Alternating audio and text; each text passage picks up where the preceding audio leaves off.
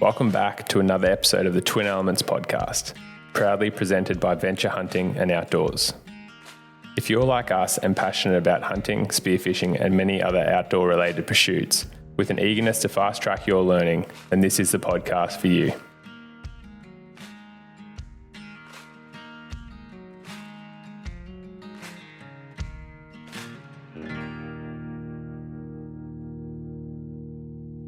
Hey legends, and welcome back to another episode of the Twin Elements podcast. Today you're listening to your host James Doumtsis, and we're going to be talking about a very relevant and close to home topic at the moment, and that is finding and hunting velvet bucks. We're going to have a little bonus story where I've recently been out on a couple of trips and had some really successful hunts, a great start to the year, including getting my own very first velvet buck, which I can't wait to share the full story in detail with you guys a little bit later on in the podcast.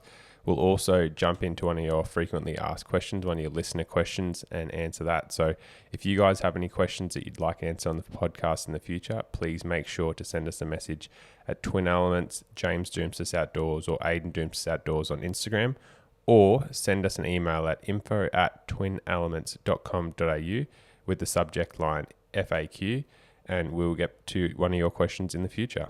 Thanks, guys, and enjoy this podcast.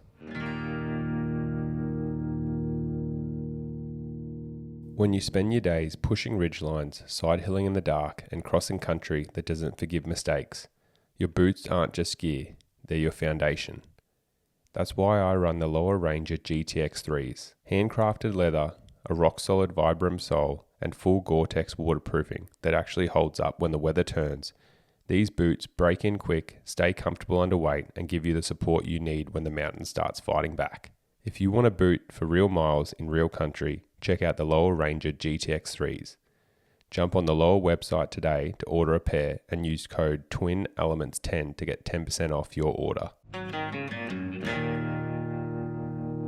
So I know you guys love listening to our hunting stories, but before we jump into that, I just want to break down and give you guys a bit of a cheat sheet, I guess, on ways to actually find velvet bucks, and also a little bit more finding red stags, which, you know, in my personal experience, just from a density thing, can be a lot harder.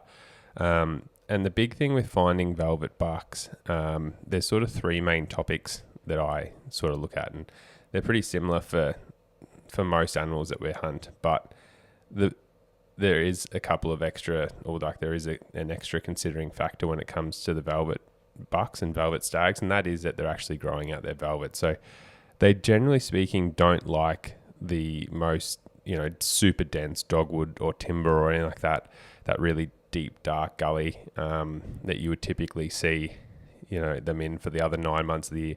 When they're growing out their velvet, they tend to like more sort of semi-open, sparse timber, and we'll jump around back to that. But the first thing that I generally do if I have to recommend to someone, you know, to find a velvet buck or something like that, is just remind them that not every place has velvet bucks. So there's a lot of places where the deer may rut and then they may stay and just live there and grow out their velvet. But there's a considerable amount of deer that will travel, you know, pretty far distances, up to like 10 to 20 Ks, to actually grow out their velvet completely different. And the easiest way that I tell people to find out is there most likely going to be velvet bucks or velvet stags on your place is, are you finding cast antlers? So, I mean, if you've got a place and you're obviously walking around mainly during the rut and stuff like that, typically people don't tend to hunt that much outside the rut. It's a really concentrated time and effort, because obviously it's a lot easier to find them. But if you are finding cast antlers, even if they're old white chalky ones, just take a note where they are, maybe pin them on a mapping software, or just remember, oh yeah, I was up that gully or whatever. And, you know, if you are out on an Australia Day weekend, which we'll talk about in the future, camping there, or if you are out over Christmas camping, it might be worth just going up and, you know, putting up that gully and just seeing if you can find some more casties, or see some stags or bucks. So obviously with densities, it is quite rare finding red deer cast antlers, but still, talking like the places that I know where I've found reds before, generally speaking, it's actually the farmers that find them quite a lot. So if you've got farmers like, oh yeah, we found some cast antlers, I always encourage and ask, or hey, can I have a look at them? And then, I'm shocked and really excited when I find out it's actually a red deer. So similar principle, if you're finding the casties, and it's like with, there might be 20 bachelored up bucks in one group, and generally speaking, you're only finding 1 or 2 casties here. Obviously, depending on the country, like one of the main blocks that I hunt them on, it's pretty open tussock hills and stuff. So when you get up in the tops where they like to hang, sometimes you can find quite a lot. And especially if other people aren't going up there, which is sort of leading into the next point where, feed and privacy is really important for these deer. So they can be quite stupid. And the best thing about these velvet bucks is they're very patternable and they're very repetitious, I guess. Like they would generally be in the same spot year after year. So that's where it's like you might find that white old chalky castie, which is what actually led me to success. Dad 2 ruts ago found a really old white chalky castie, which was the sort of signalling factor that there may be some bucks up in this area. And hence why I went one day and actually found them. And yeah, now I've got this cool story to share with you guys. So when it comes to feed, it doesn't necessarily have to be in, on an improved pasture crop. Generally speaking, there's been plenty of reds and also velvet bucks that have been shot on improved pasture at this time, because they do sort of lower their senses a little bit compared to other times of the year. They're still very switched on, but being so patternable where they will, like every day for that couple of months period, generally speaking, they will, walk from their bedding area, which is here, and they'll bed within a couple of 100 meters from my experience, to a feeding area or a water source, which is here, and might only be a couple of 100 meters. Like they pretty much live in this very core nucleus. And that is probably the beauty of hunting velvet bucks and velvet stags, is once you find these areas, well, generally speaking, they reuse them year after year, and they don't move very far in that period. So, there were bachelor groups this year that I found back in like early December when I was out on a job. And then I went back and I did a hunt actually with Maddie in early January, in like the first week of this year. And then I saw some more, probably saw 40 velvet bucks. And then I only had an afternoon last Thursday, which was the 22nd of January, and I had an afternoon of a 2-hour window.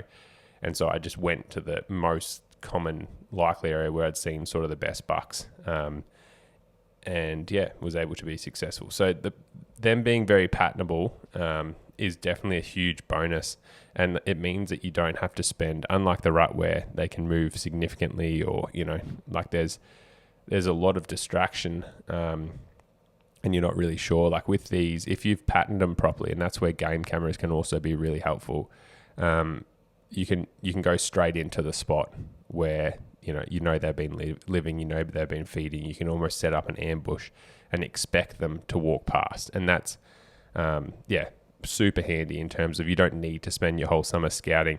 If you want to find a really good one, it is a good opportunity, because obviously everything's gotten a year older, so anything that's survived that the rut period has then gone on, and most of them would hopefully survive after that. Like I'd say the rut is their main period where they are going to get shot, and then after that maybe in winter when they go into crops and stuff. But everything's a year older, so you've got the first cracks at finding something that little bit more mature or really mature compared to what you may have previously hunted. So it is also a good opportunity to get a PB buck.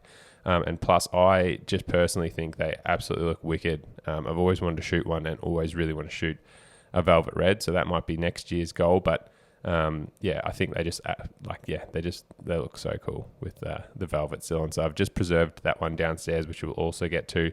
But hopefully I can find a few more bucks and a velvet red in the future.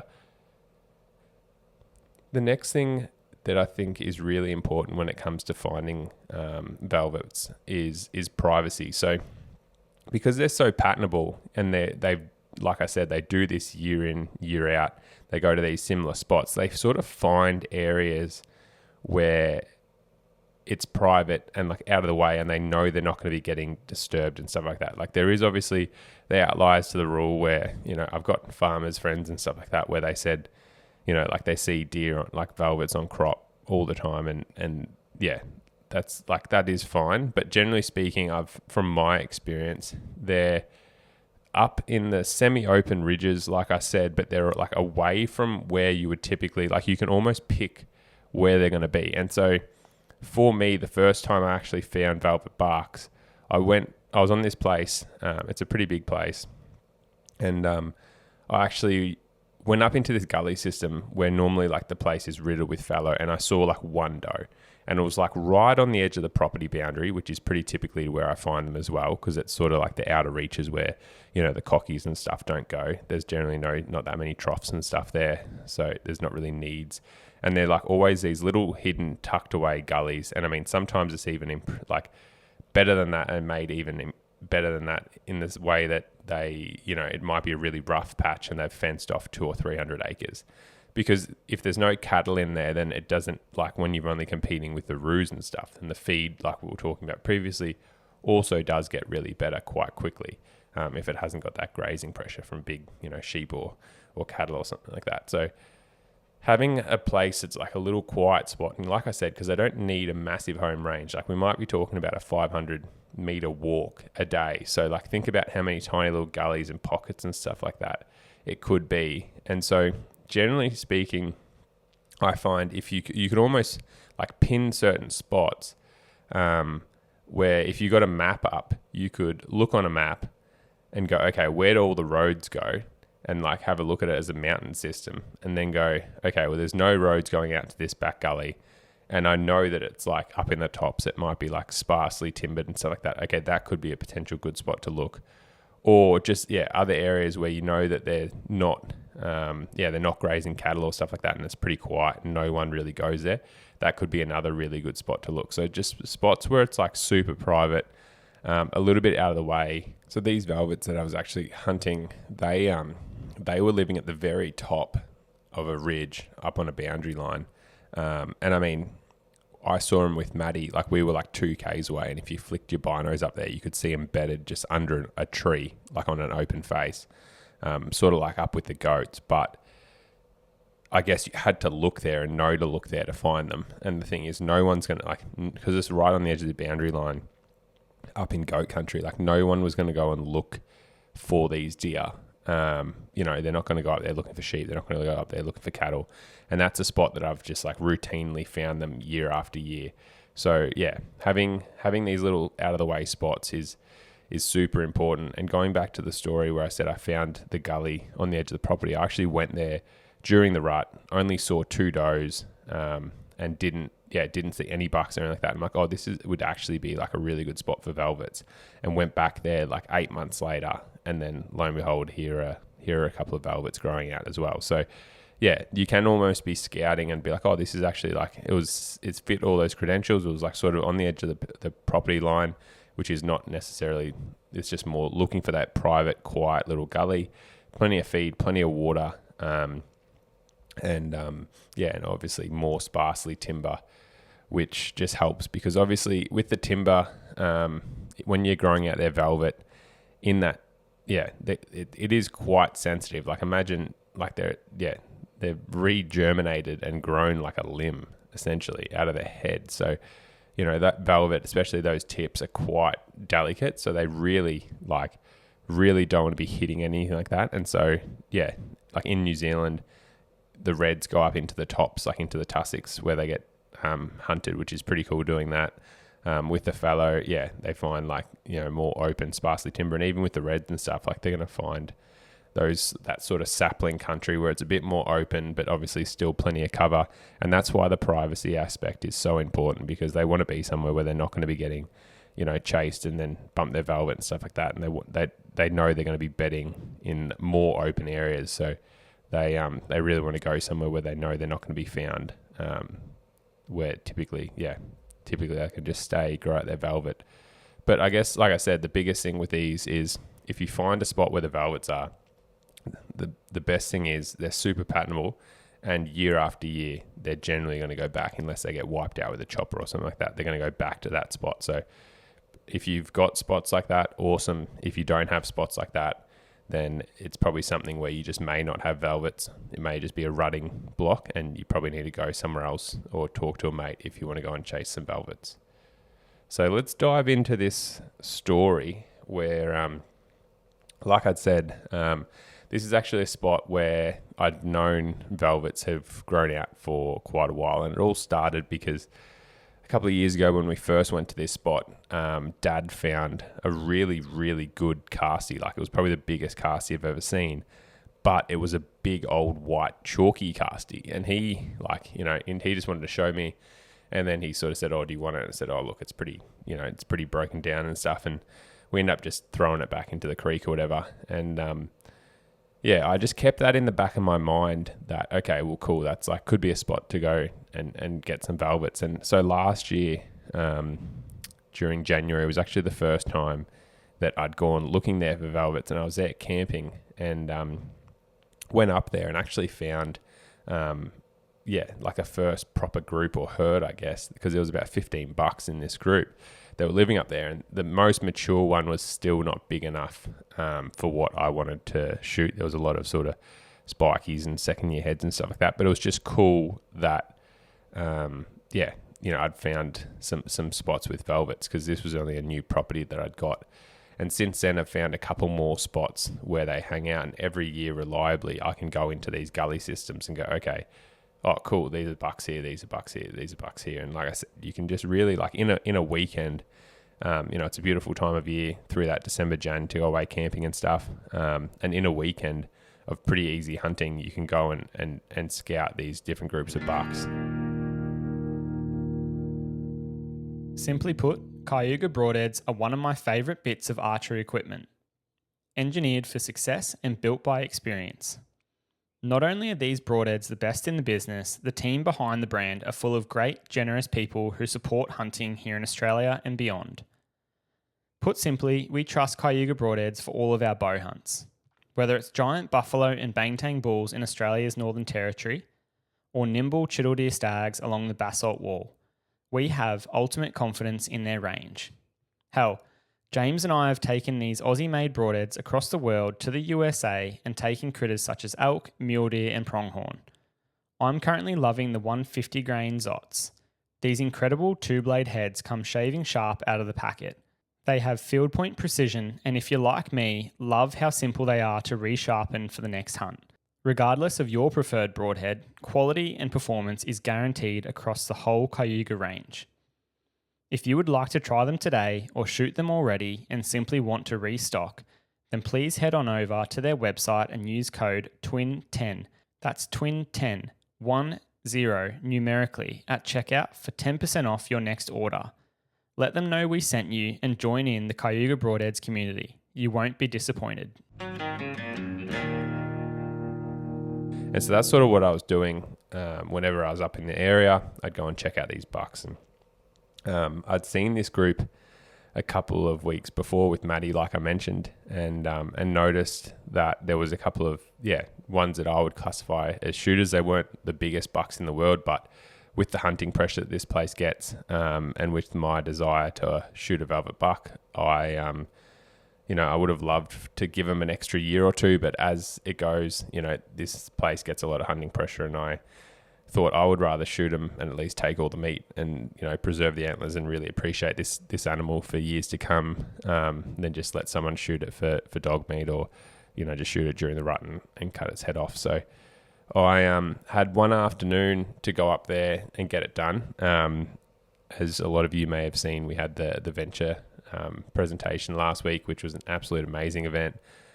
Incredible experience, and having so many people there was awesome, but it sort of tied up a lot of my time just getting the video ready for that event. Plus we've got a lot of YouTube videos that are coming out at the moment, so time poor, and plus just with the veterinary work had a lot on, so I hadn't been able to dedicate as much. I wanted to actually go up there and do a couple of days, but I was, as work gets in the way, I was limited to limited to an afternoon after working in the area. So quickly flew essentially out to this spot and actually got to, so it's getting dark at about 8 o'clock now, and got to where the velvets were at about 4:30. And so I climbed up this ridge, a couple hundred feet of elevation there, and got up and started making my way around, expecting the bucks to actually, I was going to be feeding out towards me. So I knew where they generally bedded.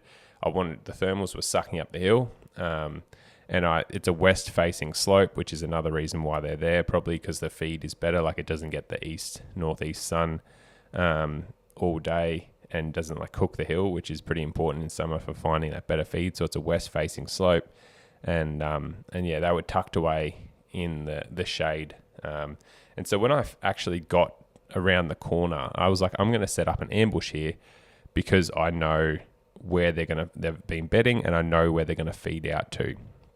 And the fact that they're already not bedded out there tells me, it'd been a hot day, it'd been probably 35 degrees, tells me that they're most likely down in this west facing slope, and they're going to come. And so I literally took my backpack and boots off and looked up, and here, 150 to 180 meters away, is these velvet bucks starting to feed straight towards me. And I was like, you just could not pick it better. You could not, they're just so patternable, and that is the beauty of hunting these deer. Hunting is so random and just sporadic, and you think you've got something dialed, and it just goes, you can watch something for weeks, and then it just completely flips on its head. Whereas at least velvet bucks and to a degree velvet stags, they're just this beautiful, I don't know, they're just this beautiful gift of just here's a first crack at a mature animal for the year. There's generally not a lot of pressure. They're not the smartest and switched on as what they are, and they've got this cool velvet, and they're gonna follow the same pattern every day for you to a degree. But anyway, so I had the boots and packs off already, and actually started slipping down the hill, and I was moving in, and just slowly glassing, and it was a pretty steep angle. And to be honest, there was a really good game trail that I thought they were going to feed on, but I couldn't make up my mind where I wanted to stand. And so I actually made the dumb mistake where I'd snuck into about 45 meters and had all these little, I'm going to say acacia in fear of, and I'm pretty sure I'm wrong, but just so people get an idea of what type of bush, a little prickly green bush, probably the size of me, really. There was a couple of them stacked up together on the side of this hill, and originally I was sitting next to a log, and sort of kneeling down, and I'm like, I'm not going to be comfortable here. They were feeding quite slowly, and even though they were 50 meters away, I was like, I'm going to be sitting here for another 15 minutes, and I'm not going to be able to move and twist like I want to if the moment or when the time comes. So and that's another thing, try and pick somewhere where you're going to be comfortable, because there's nothing worse kneeling or standing or whatever in an awkward position where you're like, oh yeah, this is fine, but then 20 seconds in, you're like, okay, this sucks, and then you just start cramping and trying to move. So if you're going to wait somewhere, I generally actually like to stand, just because I find it a lot easier. And so I actually got back up on my feet and moved to one of these little acacia bushes, and I probably should have stayed there, and just I had them sort of breaking up my outline, except I was just concerned with my shot angles. I didn't have a lot of shot angles, and where this game trail they were walking past was going to be only about 15 yards, and they were pretty much going to be coming straight towards me, and I was skylined. And so what I actually did was, I thought I had a lot of these little bushes breaking up my outline, and I actually dropped down the hill another 5 meters to another bush, just trying to have something breaking up my outline, but still I had two bushes in front of me now, one that I was originally up against, and so I was going to be shooting through a gap, which I was always going to have to do. But the thing was, I had something breaking up my outline and then stuff in the foreground as well. And I thought, because there was probably about 8 or 10 bucks that were feeding towards me, and they were all feeding. They were going to be feeding towards me. They were feeding quite slowly. There was some up on the ridge. There was some sort of at my level and stuff. And I just wanted to be in a really good spot, because I thought they were going to be close, and I might have to wait to get the buck that I wanted. And I didn't get that opportunity because I was moving and just being stupid, and probably could have sat in the first spot and got it done. But anyway, I moved, and then they saw me, and they didn't necessarily run off that far. They probably ran off about 100 meters, and not being, probably just getting a bit of movement, and obviously wearing good camo. They just sort of didn't know what I was, but they'd seen, one of them had obviously seen something, and they ran off up the hill and were looking back, and then they just started feeding and sort of slowly fed off over the hill. And I had actually seen another velvet buck about 200 meters to my right, bedded on this bench when I was stalking this original group that was up higher, and I knew there was probably another 10 or so deer that were missing from that first velvet group. And so, I was actually about to go and start following the first velvet group that I just scared. And I looked down the hill, and here's another group of about 10 velvets that are still part of the same group, just obviously hadn't got up as quite as fast to feed yet. And such is the beauty of hunting the mountains. I was able to use the topography and actually drop back around the ridge and then drop down and get on their level on the bench that they were all feeding on and stuff. And just slowly started chipping my way in on these bucks. And there was a heap of goats there as well, which was sort of made things difficult because they were feeding like up on my left. So they had like a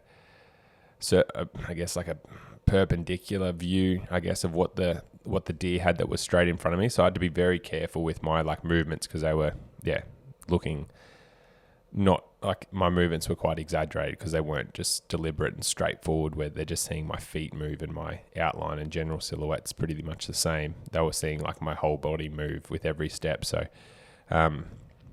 it made things a little bit more difficult, but just, slowly chipping away, like just being sort of patient, I guess. And every time they'd look, tell yourself like, do you want to get this deer essentially, and just, make sure you did it right. But this is where the problem came in. And so I was walking, I'd actually taken my socks off at this point because it was just accumulating like all these like wire grass or just, just grass seeds that were just pricking the shit out of me. And so that's when I discovered that I was in a really good area for those meat ants, or like the really, not meat ants, but I don't know, like bull ants. And, so I was standing there, and I had this billy goat looking at me, and I all of a sudden experienced something feel like someone had stabbed me in the foot with a hot knife, I guess. It's probably the best way of putting it, up around my toes. And anyway, I was like, because I hadn't shifted my foot, and I was like, I must have just like got something in there or whatever. And anyway, so I'm standing there just like, honestly, fellas, and if there's ladies listening to this, I appreciate that too, but like, I'm on the point of crying here pretty quickly, and I've just trying to shift my feet because these goats are only like 40, 50 meters away. And now this billy's like really intently looking at me, and I'm like I'm in some pain here. And anyway, got done again. I couldn't understand. So I'd put my foot into a bull ant's nest, and I've got 2 or 3 ants that were just like absolutely smoking me. And so I ended up getting done like at the back of the hill, and that's what, like, I pretty quickly worked out what had happened. And then, obviously had to move quite quickly. I scared the goats, which they did scare the bucks a little bit. So about 8 or so billies took off, just further up the hill, snorting and stuff. But they and the bucks sort of got curious of 10 or 15 minutes, which was all fine. But my foot at this point now is like aching. And the thing is, I'm going to say, like, the little bastards, they were like tracking me in the sense that I was like, then there was like a race against the clock, and there was like a time thing on this stalk, because like, not only am I trying to like not scare the goats, not scare the bucks, it's now also not get eaten and attacked by these ants. And I mean that in the sense that I would be walking on a game trail, and I would I would stop because an ant was, I would stop not because of the ant. I'd stop because there was a buck, looking in my direction or whatever. And then I'd look down, and here's an ant that was like 1.5 feet away off the side of the game trail is now looking at me like this big, meaty, delicious prize. And I don't know if it's just because I'd killed half his family back there, but they were coming like bolting in at me. Like, and this happened multiple times. So don't tell me they were just like wandering around. They had intent. They were like coming for me. And anyway, so they were coming in hot, and they would come at me. And so anyway, I had to kill a few more of them, sadly. And if that upsets you, I'm sorry, but it just had to be done. Which also meant that I got done on my heel a couple more times, because especially when I couldn't move, like all I could really do was literally like lift my foot an inch and then like push down, which was a bit of a sacrificial move. It was a way that I could obviously only cop one hit from them, as opposed to getting done a couple of times if I had to stand there and cop it. And so we had a couple more of these encounters where now I'm probably only 50 or 60 meters from these bucks. Thankfully, the goats have moved off, the bucks have calmed down, and I'm on a pretty good game trail.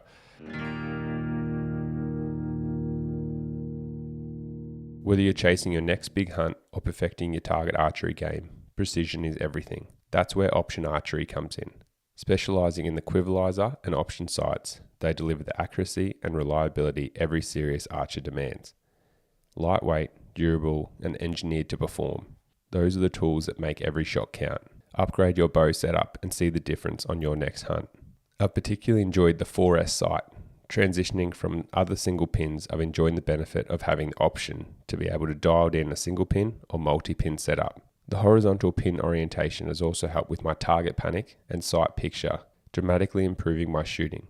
Head to Venture Hunting.On's website to order your Option Archery gear today, because every shot deserves precision.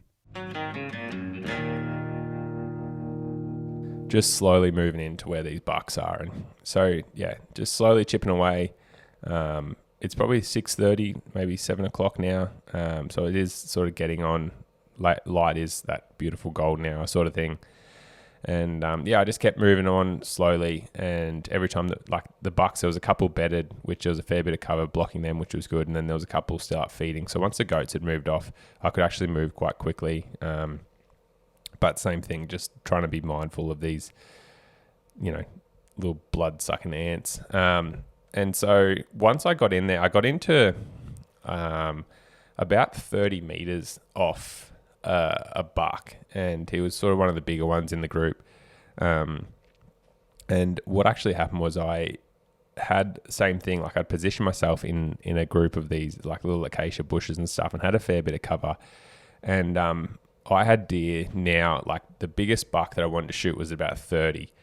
And I had other bucks around me now at like 15 to 20 and stuff feeding in front of him. But they were all like little spikers and stuff. And so what I ended up doing was I had a heap of lorikeets and stuff above me, just making the most ruckus that you can imagine, dropping stuff everywhere. And all I did was, so I just had so I'm a right-handed bow hunter. And so I just, so you have your left foot forward when you shoot. And so all I did was just when the birds were going off, I would slide my left foot slowly off on the ground, but slowly forward, 4 inches. And then I'd slide my right one 4 inches, and I'd slide my left one 4 inches.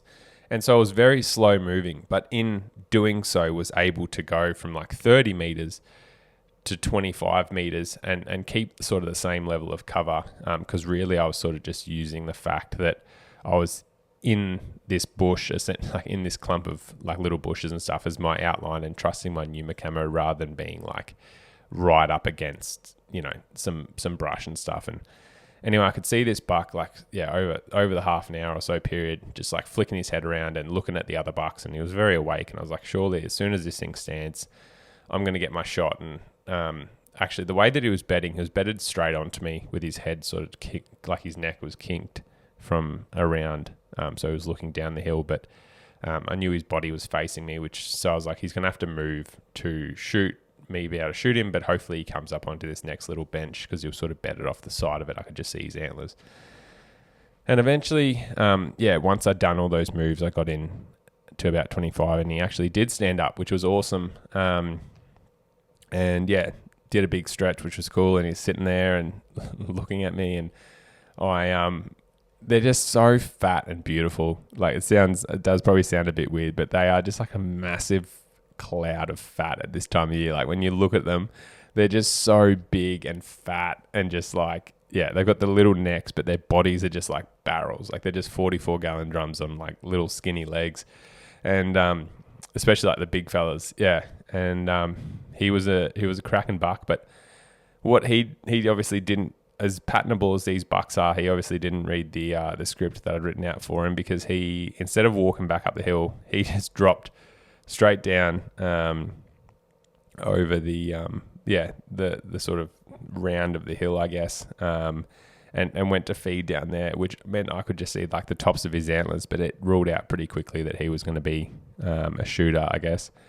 And so then that just left me. There was a couple of other bucks, including the one that I eventually got, feeding up in front of me. And then I just had to slowly, like two of the spikers actually went down there and followed him, which was really nice because it sort of opened up, plenty of country in front of me to go and try and get one of these bucks. And so I actually just kept moving forward, same thing, and then just like slowly edged out.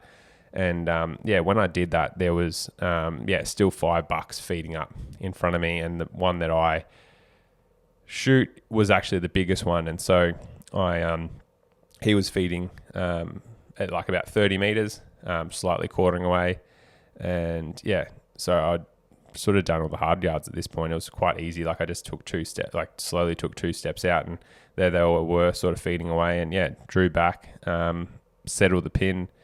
The one of the beautiful things of having like the option foresight was I had like all the pins in and stuff, which is sick because you can just walk around with it. I've got it set up from 20 to 60, so was able to settle that 30-meter pin and drilled him, and he ran like, I don't know, probably like the pilot cuts make a pretty nasty hole here. I reckon honestly if he made 20 meters I would have been impressed. He just ran and then stood there for a second and then fell over.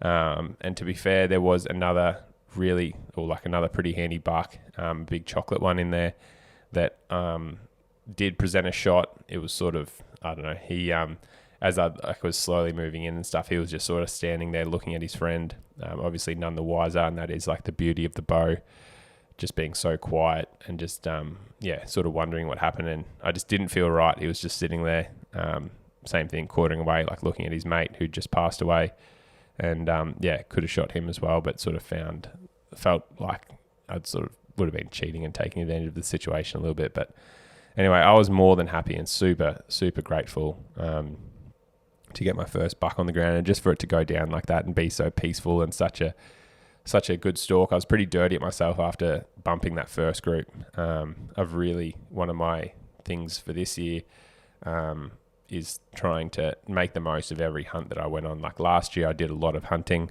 but I'd say a lot of it was just going out there scouting and just being pretty happy to be out there.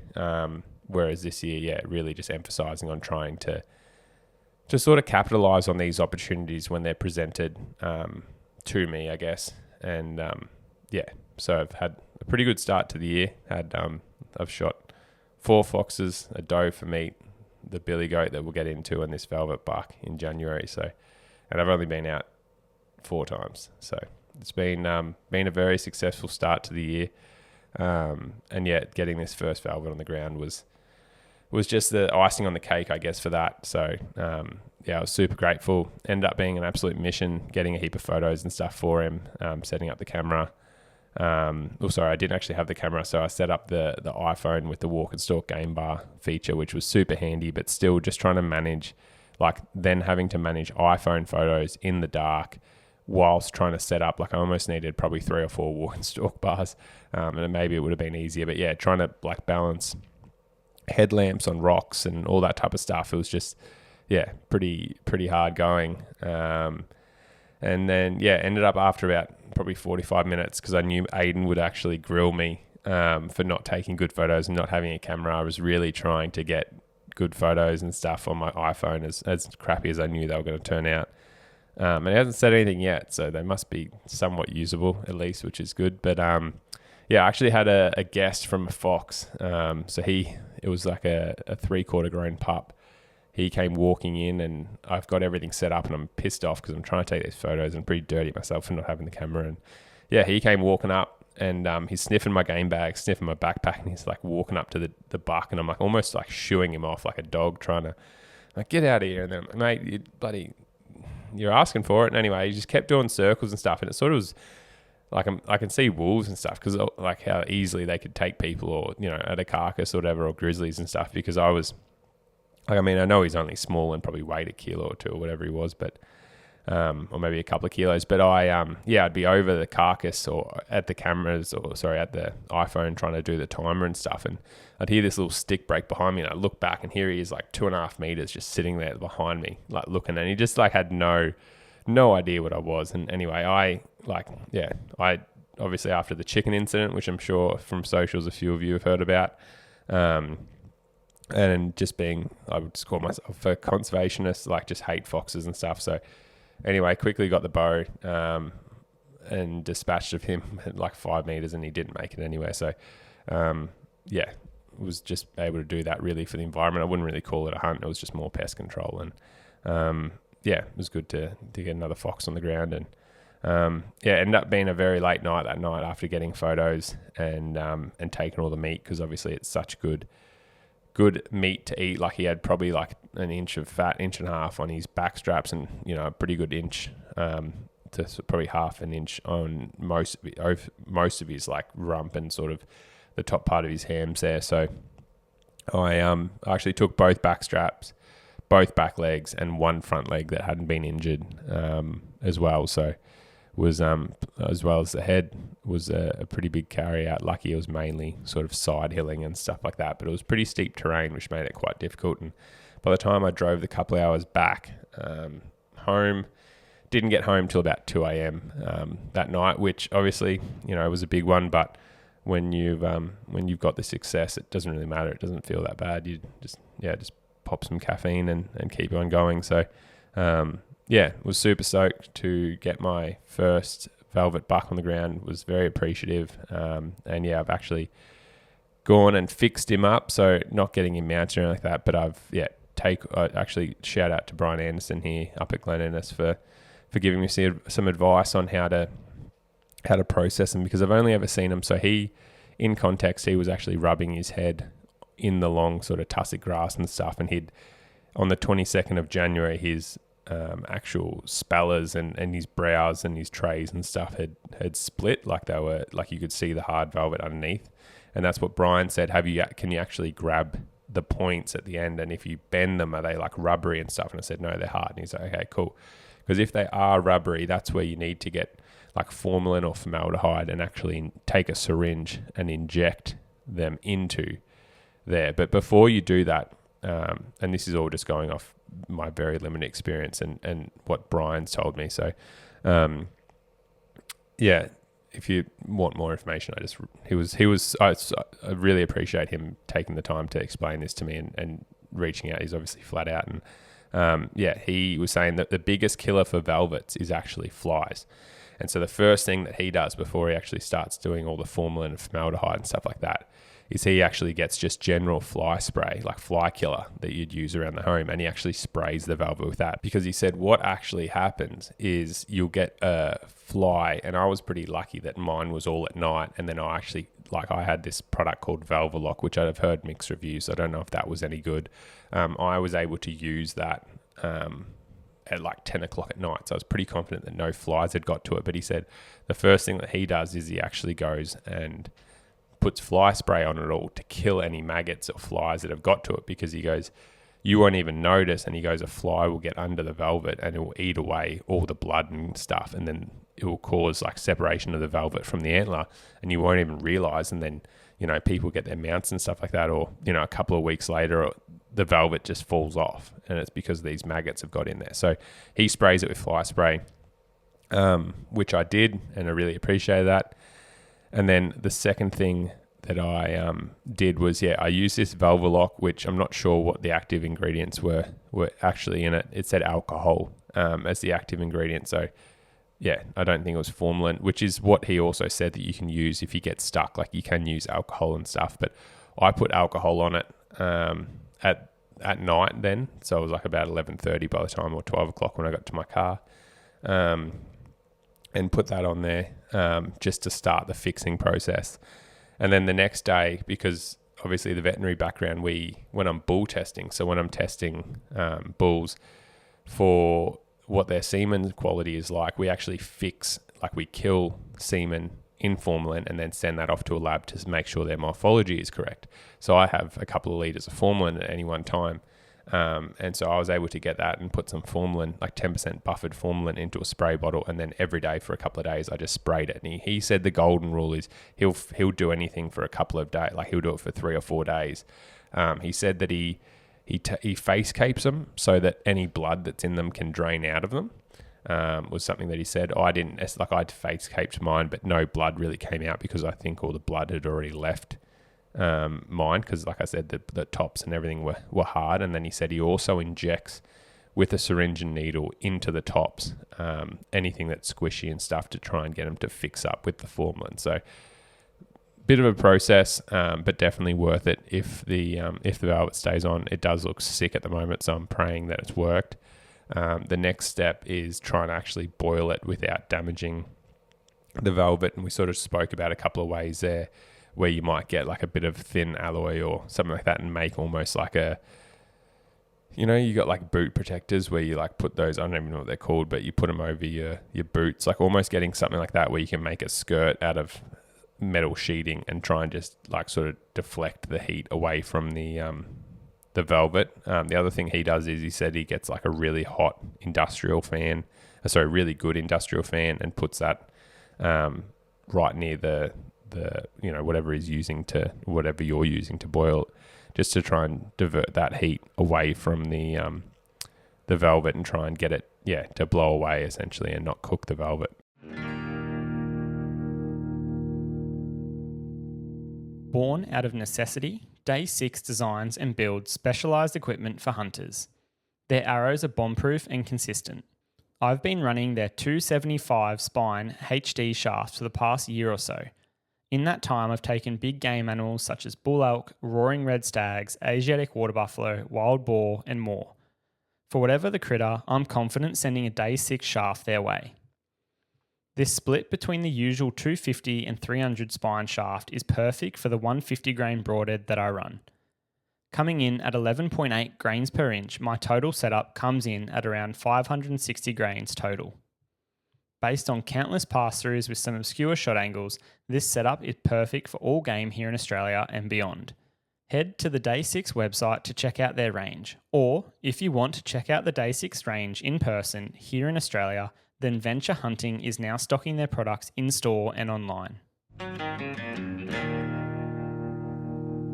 Well, there you go. Hopefully you've got the whole story now. Hopefully you've got the toolkit, an instruction manual to go out and find your own velvet bucks or potentially red stags, and then pattern them for years in the future to come, and hopefully have a stalk and get one yourself, and then you've got the instructions and steps there to fix them. But I would encourage you to call Brian. Like I said, I've never actually got anything mounted or taxidermied, so it was just I'd never even spoke to the man before, but his reputation preceded him, and I'd heard great things from a couple of mates, and just called him up and explained the situation, and he was kind enough to give me plenty of time and just explain the process. So once again, I really appreciate that, Brian, and if anyone else has any stuff that needs done, go and give him a call, or if you need a hand fixing up some velvets or whatever, then give him a call, because he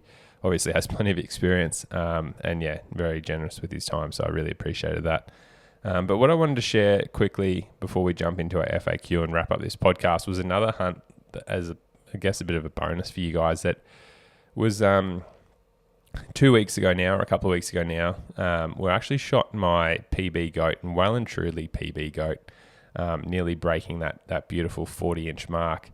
And it came about where we were just on a camping trip with a couple of friends, and it's actually a new block that I've recently got that's just riddled with goats, and it hasn't been hunted that much. There's a couple of people that I know that hunt it, but they're just shooting like the odd good billy. They don't muster there, and none of the places around it muster. And it's been one of these things where, as a lot of you guys that hunt goats know, it can be like day to day, what you see on the mountain when it comes to goats can vary massively. And so the first time we went around with this farmer, it's a pretty big place, and we would have seen, honestly, a couple of hundred goats. And then the next couple of times that I've sort of gone out there hunting, I've walked, all this stuff, and like I might only see 40 goats. So I was scratching my head, couldn't figure out. And anyway, so we're out there camping. We've done some horse riding and fishing and all those other fun things you do. And I said to the missus, I'm going to go for a hunt. And actually had some friends jump in the car with me. So we were, driving around, and I, not wanting to make it too strenuous and stuff for our friends. And obviously, yeah, so we're all just wearing like footy shorts and Crocs. I chucked a camo shirt on, and we're driving around, and I'm like, I'm just going to drive around and show them the property, because it is a very beautiful property. And, if we see any goats, we'll go and stalk them. And so in this time of year where it's December, January, similar to the bucks, because it's out of season, a lot of the billies will actually mob up in big groups. You can have nannies that are starting to come into season. So some of the billies will be with sort of the groups of nannies and stuff like that, and they can be rutting. So we did find like a couple of rutting groups, especially like in the higher density areas or higher density hunting spots like this one where there's plenty of goats. But for the most part, you'll find the bucks in like sort of groups. And not to say that the bucks and nannies can't be on a same feeding area, but generally speaking, when they go to leave a certain area, they'll leave and you'll get 20 or 30 bucks. 20 or 30 billies. And sorry if I've just said bucks 10 times about billies. You'll have 20 or 30 billies go one way, and you'll have, whatever, the group of nannies go another way. And so I was actually trying to find a really nice billy, that probably one of the better ones I'd seen on the place, when we were driving in. So I had a horse float attached on the back, and we're driving in, and there's two other cars behind me, and I see this rutting mob up on the hill, and they're just absolutely giving this nanny, like just drilling her, as they do. They're just so aggressive. They're headbutting her, blah, blah. The nanny's like, screaming, and I've got like this little girl in the car. I'm like, can you hear that? And she's like, yeah. I'm like, that goat is getting pretty much raped right now, like that little nanny. And the silly thing is that she goes, like, the nannies go looking for the billies. So anyway, it's a whole thing. And so that was very confronting for her, but it was pretty interesting, and it was good to see a couple of good billies getting around this place, because it'd been pretty sparse the last couple of times. So the next day we're driving around. I'd actually gone to that spot to try and find these billies, and I couldn't even find a goat in this whole mountainside. And so what I decided to do was go to a spot where the farmer had told me that this is called Goat Flat. Like, he goes, if you come here any time of the day, there'll be goats everywhere. It was a bit of a hike. It was sort of out the back of the place. And I was like, right, at least he'll give us an excuse to just go and, show them some of the countryside. And so we went out there to the back of the place, went to Goat Flat, and lo and behold, we found goats, but we found about 6, which was a little bit disappointing because it was quite a long way. But we, had a good time driving nevertheless. And we're driving back, and we'd left at 2:30 in the afternoon, which is typically sort of when I find that hunting goats, unless you're going to be hunting them up on the mountains, I find that what they do in the day is in the morning, they'll be up on the ridges, and they sort of feed down as the day sort of warms up, and then feed, and then they go back up on the ridges late afternoon. So I typically like hunting goats when they're sort of down in the lower country, because it's a lot easier trying to find them when they're out sort of into the tussock benches and stuff, rather than up in the rocks, where this place is in the thicker timber. Because I'm sort of doing it as a trophy hunt, I guess. If I was just doing it as a meat hunt, you can go and just find any nanny or group of nannies and try and get in on them. But because I was trying to find those bigger billies, I want to look over like a lot of goats to find the one that I'm going to shoot. And we were actually driving back. We'd left camp at 2 to 2:30. Can't exactly remember. And I told everyone we'll back at about 6 o'clock to go and start having dinner and stuff like that. And anyway, so we're driving back, and the friend that I was actually with, he goes, oh, there's some goats. And we're like, oh yeah, cool. And then I looked, and I just saw there was a little group of nannies, and I saw 3 billies, and they were up like right on the crest of the hill. And I was like, this is I was like, what's the chance that there's like just more billies over the hill? And one of the goats in that group was actually pretty good. Like, he'd sort of caught my eye as well. So I'm like, let's just go for a walk. And anyway, so we got out and the three of us are just walking and we ended up getting into the first, like the group of nannies where there might have been 10 or so nannies and kids. And we're probably 5 meters away from these goats. And I was just like, with the time of day and everything, I don't have time to like go around and do all this properly. So I pushed them, which pushed the billies up on top of the hill. And I just said to my friends, I said, look, do you mind if you just sit here? It's now probably, honestly, like 5:45. I said, do you mind if you just sit here? Or it might have been, it's probably 5:30.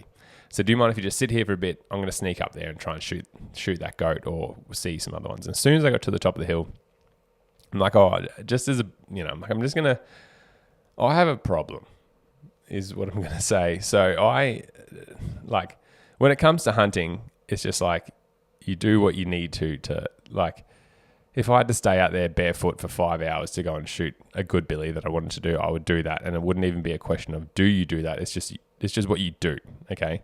So that's what I mean when I have a problem where it's like, you just like, if I said I had to be back home or I was going to be home at 6 to cook dinner and at 5:45, I see a really good, whatever, like something within reason. Like if I see a fox, I'm not going to like, but anyway, so that's just a bit of context for who I am. And so I pop over the hill and here's this group of billies. So there's probably 20 billies below me all just feeding.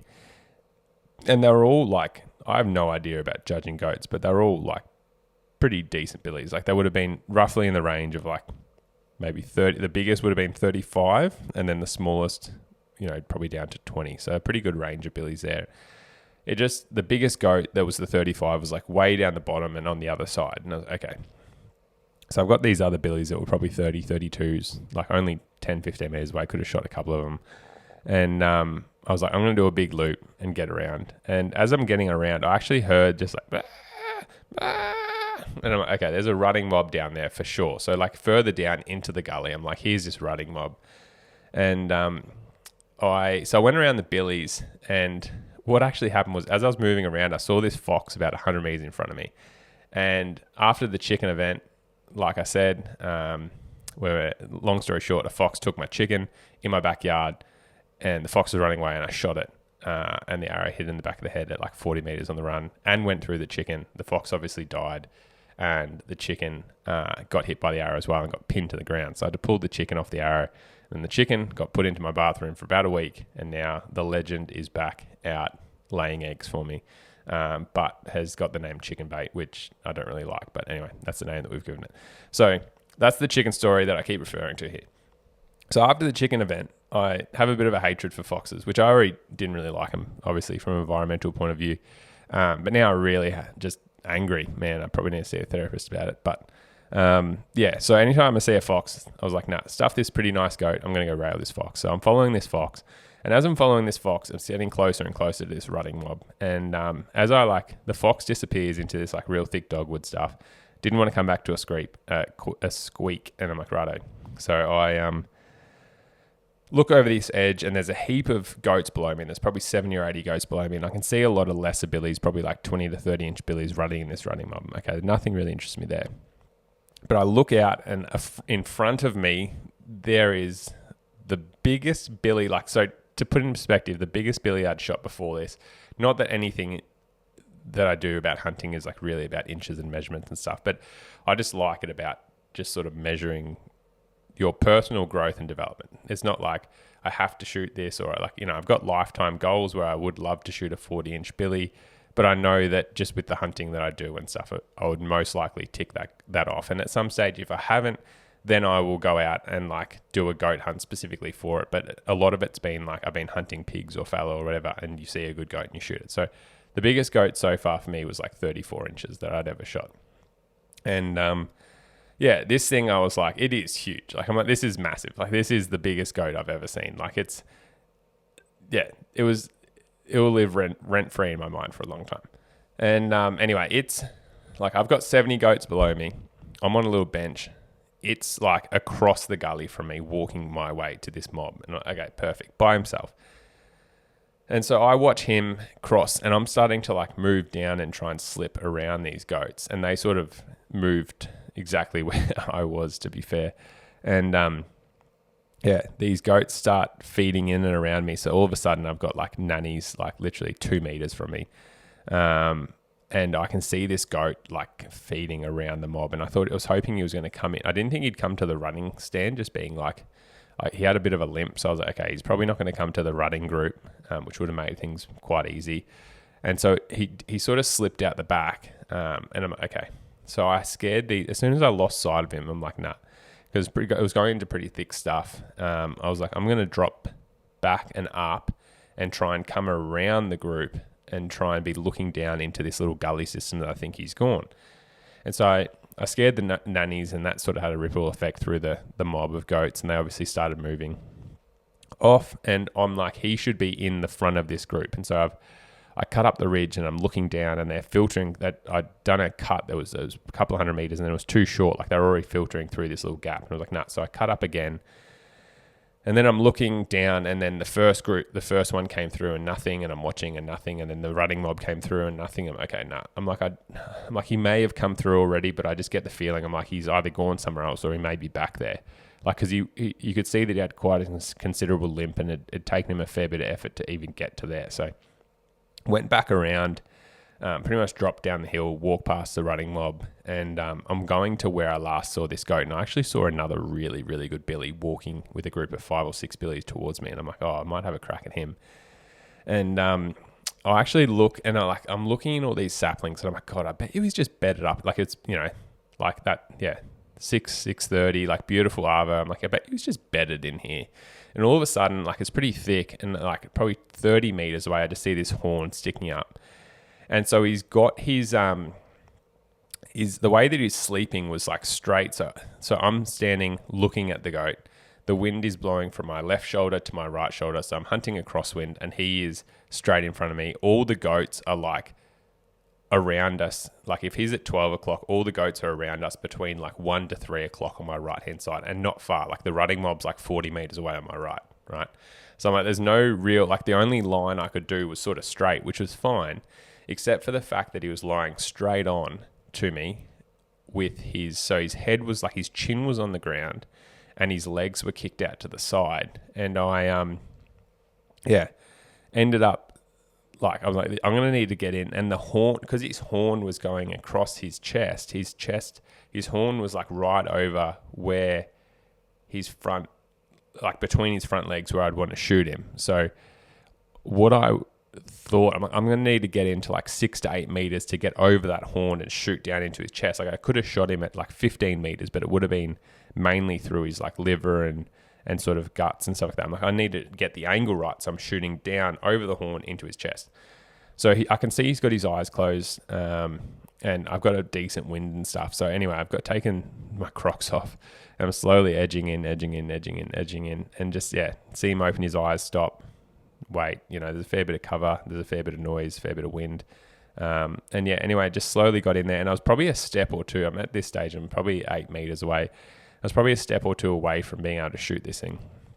And all of a sudden he like springs to his feet, and I just like draw back the bow, settle the pin. And like for people that say that you can't shoot a hinge quickly, you just either inexperienced or never done it, or you just hate the concept of like not being able to shoot a trigger release. But anyway, so literally, at 8 meters too, like settled the pin like right on his heart, pulled straight through, like essentially just punched it.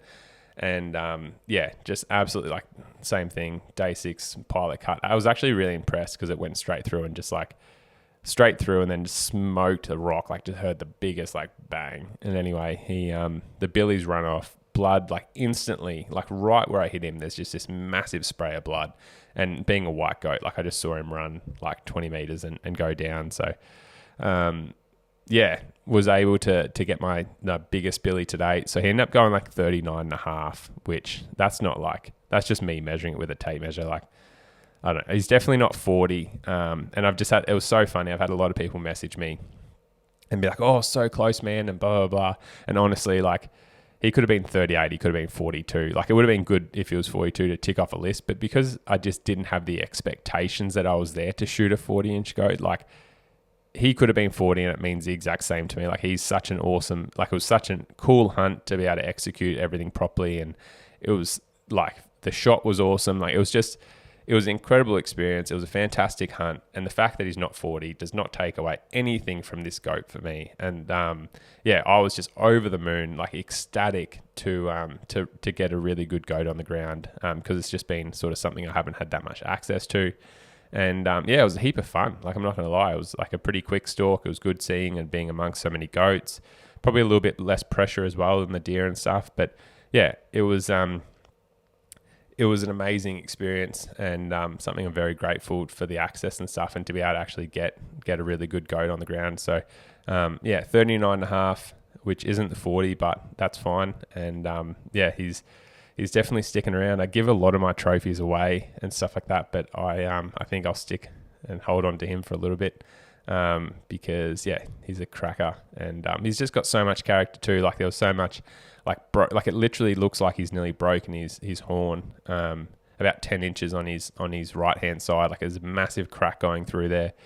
You can almost like bend it, and it like sort of flexes out and stuff. And so there's just plenty of character, plenty of broken off stuff, like super old, heavy. Like, it's just amazing set of horns. That tell some really cool stories of just living a hard life up in the hills. But I was ecstatic to get him on the ground, and ended up going back to my friends. I was a little bit later than expected. It had probably been, I think they said it had been an hour and 15 minutes, which was pretty funny because I felt like it'd been probably 20. But they're like, no, it's probably been like an hour, 15, maybe a little bit longer.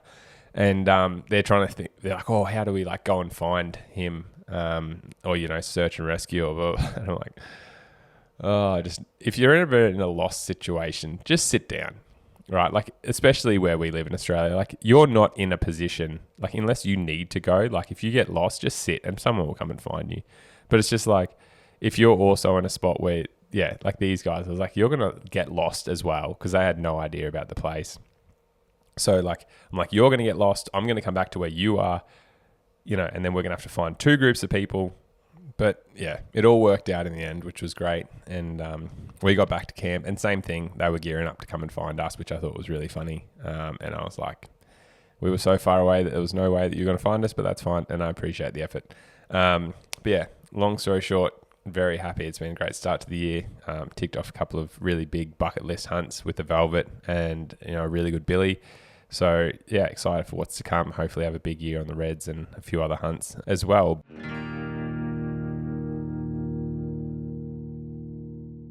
When it comes to bows, reliability matters. That's why serious archers choose Hoyt. Built for performance and consistency, Hoyt bows deliver the speed, accuracy, and feel you need to make every shot count. Whether you're on the range or out in the field, Hoyt gives you the edge.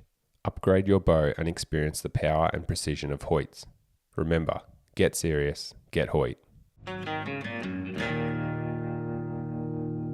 Well, that wraps up this podcast, guys. Hopefully you've learnt a few tips and tricks for finding your own velvets in the future. Hopefully enjoy those stories there. It might have inspired you to get out on the weekend and try and, they would have stripped out by the time you've listened to this, or very close to.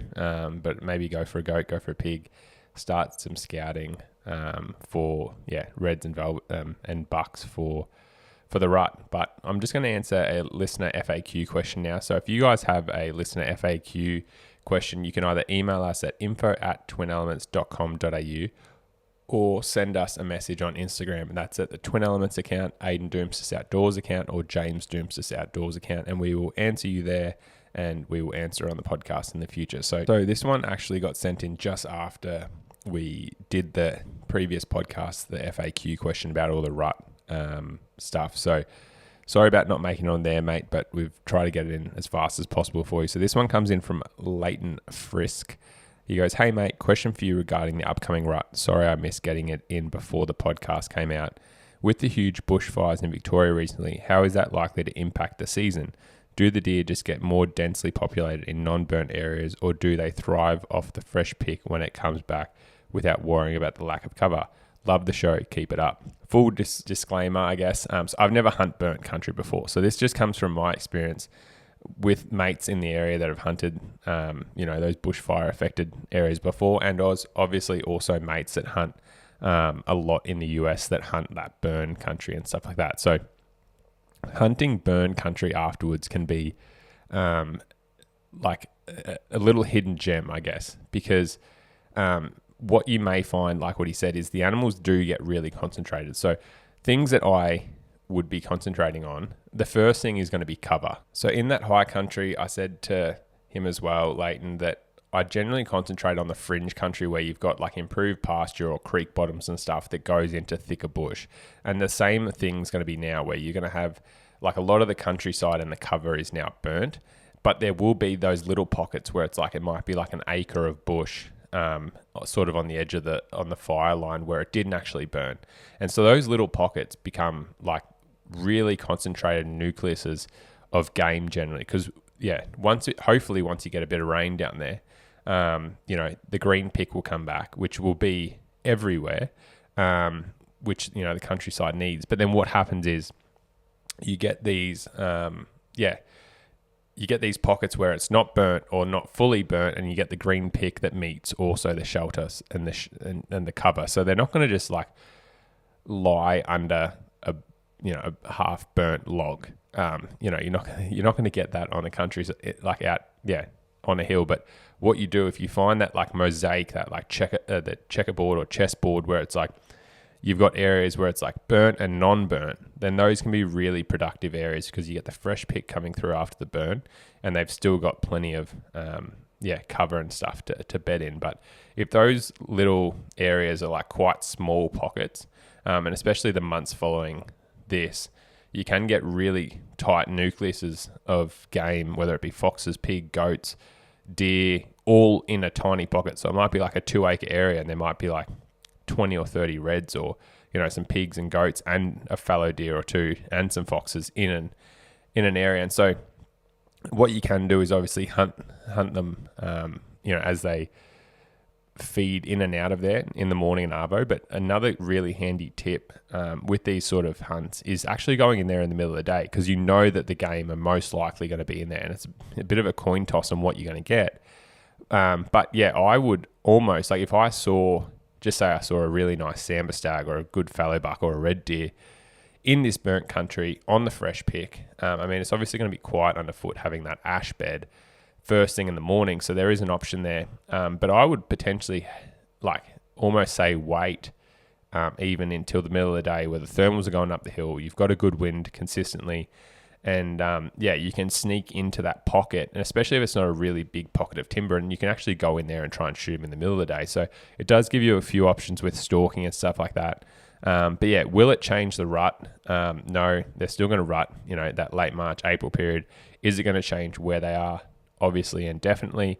But that's where pre-scouting is really important, and trying to find where the does are or the hinds are before the rut even starts, and then the bucks and the stags will go to them. Those are just a few tips and pointers that I would be looking at for trying to find game, because obviously the whole chessboard and the game has changed and moved, but they still need food, they still need water, they still need cover. So that will obviously help just narrow in the areas, and hopefully you can still find some game this rut or this year, mate. And best of luck out there. Let us know how you go. Hopefully you can be successful. So just to wrap up the podcast, a few closing thoughts. So we've just had the Venture event last week, which if you were there, we really appreciate it. It was a huge event, had a massive turnout. Everyone loved the film, which is awesome. And we just appreciate all the support and just trying to grow this community. This is what this podcast is all about. This is what we are all about at Twin Elements, just sharing your hunting stories and, trying to make the hunting community as well perceived and as best it possibly can be. So thank you to everyone that come. It really does mean a lot to Aiden and I. For those that missed the event, we will be screening that film on our YouTube channel, so stick around there. It's an absolute banger, which will then lead into our 7 rut films. So if you haven't subscribed yet, make sure you do. It's probably the best red hunting rut series that you've seen or will see that's come out of Australia. So you're definitely something you're going to watch. There's some incredible stories and hunts and footage in there.